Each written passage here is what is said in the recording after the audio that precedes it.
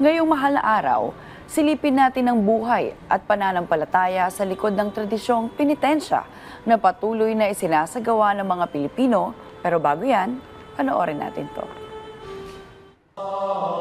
Tuwing Semana Santa, muling isinasabuhay ng ilang Pilipino ang tradisyong penitensya, isang matinding pagsisisi at debosyon sa Diyos. Sa mga lansangan ng ilang bayan, makikita ang mga debotong nakayapak, may pasan na krus o kaya't hinahampas ang sariling likod bilang bahagi ng kanilang panata. Ang penitensya ay isang personal na sakripisyo, madalas bilang pasasalamat, paghingi ng kapatawaran o panalangin para sa ating mga mahal sa buhay. Sa kabila ng pagbabago ng panahon, nananatiling mahalaga ang diwa ng penitensya, ang tapat na pagbabalik loob sa Diyos at taos-pusong pagsisisi. At kaugnay niyan upang alamin ang mga paghahanda at debosyon ng Samahang Penitensya ng Mandalenyo ngayong mahal na araw, ay silipin na natin yan dito sa Rise and Shine, Pilipinas.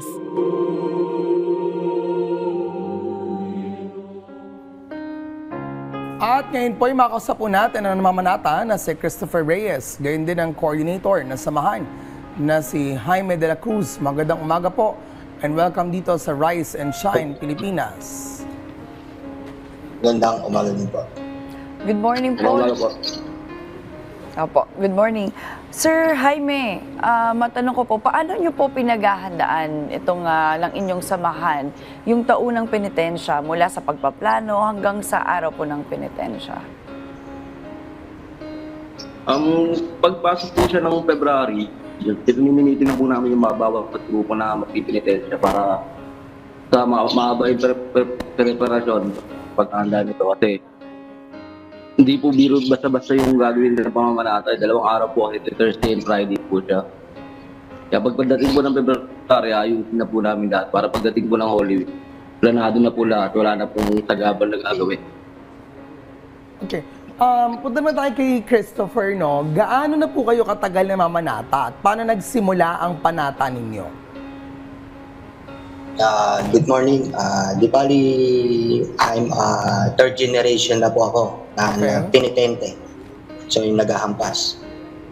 So, di bali, for this year, 25 years na ako naghahampas. 25 years. Anong ibig sabihin sa mga namamanata ng third generation?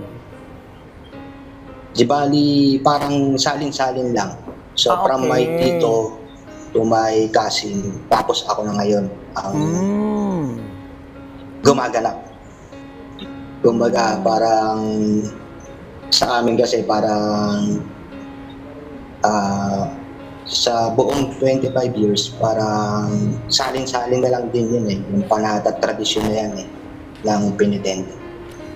Chris, I wanna know din, no? Anong pakiramdam mo tuwing ginagawa mo yung penitensya? Siyempre, bukod sa, of course, may physical discomfort.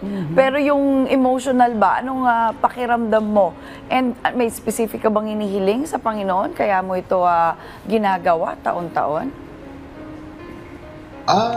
Meron malaking ano sa akin yun kasi kumbaga dapat pagka naghahampas ka o isa kang penitente, dapat mentally, physically, spiritually, ready yung katawan mo. Kasi sa ganitong tradisyon, hindi kasi basta-basta. Kumbaga yung paghiling mo, kaya yan may mga panaklob ma'am, nakatakip po yan. Kumbaga parang yan yung one-on-one na pag-uusap mo between sa'yo at saka sa itaas. Kung alam man yung hinihiling mo, dinadaing mo, kumbaga, totally yan. Kahit umiyak ka o iparinig mo sa kanila kung ano man ang dinadasal mo, wala silang ron. Labas sila ron sa paundir mo dahil walang-una. Kaya nakatakip yung mukha mo. Yung ginagawa ni Christopher, hindi biro yan. Kasama ang kanyang mga namamanata, no? At syempre, andyan ang mga coordinators, gaya ni Jaime. Jaime, paano nasisiguro na ligtas at maayos yung dali ng penitensya? Lalo't maraming mga taong sumasali dito. At maging sa mga namamanata, marami dun, nantitrip lang din. Hindi, ganito po siya. By grupo ko, kinakausap po namin sa by mga presidente para po ma-manage mo namin sa dami ko kasi mga nasa po kasi nagpipinitensya rito, kung kami lang po magmamalit, hindi po talaga namin kakayanin. Kaya po ginagawa namin, kinakausap namin ba yung grupo, tsaka binibigyan po namin sila ng oras kung anong oras sila magsisimula para hindi po sila magpagtabay-tabay. Tsaka magsama-sama sa isang stasyon or pabasa. Okay. Para maluwag pa rin po yung mga pinitensya po. At yung mga nakahanda yung medical rescue rin po. Kung sakaling may mahilo, may mag-collapse po, may nakahanda po. Ngayon, no, yung ganitong penitensya, kumbaga mga piling lugar na lang, no, yung probinsya, yung gumagawa pa nito, kumbaga aktibo pa, no. I wanna know naman, Chris, anong mensahe mo sa ating mga kababayan, no, or anong masasabi mo sa ating mga kababayan na, kumbaga, itong hindi naniniwala sa ganitong uri ng pananampalataya? Siguro, kumbaga parang sa niyakap na namin yung kultura at tradisyon na to matagal na. So dun sa mga parang hindi pa rin naniniwala para sa amin, kumbaga yung pagrespeto lang din. Hindi naman din totally tuwing Semana Santa, tsaka lang po kami, ako, humihiling ng kapatawaran sa kanya o kung anong mga kahilingan meron ako.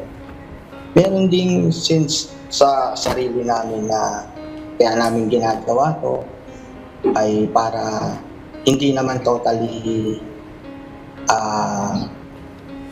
salungatin kung ano naman ang sinasabi ng simbahang Katoliko patungkol dito.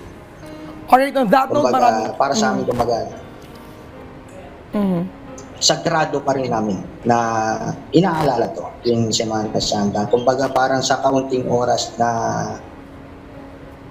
inalaan mo, na nagsisiga, kung malaking pakiramdam yung para sa akin.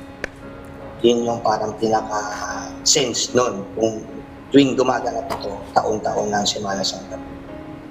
Di biro yan, ha? Kaya sa ating mga kababayan po na nakakasaksi ng ganyan, ay syempre tayo po ay magnilay-nilay.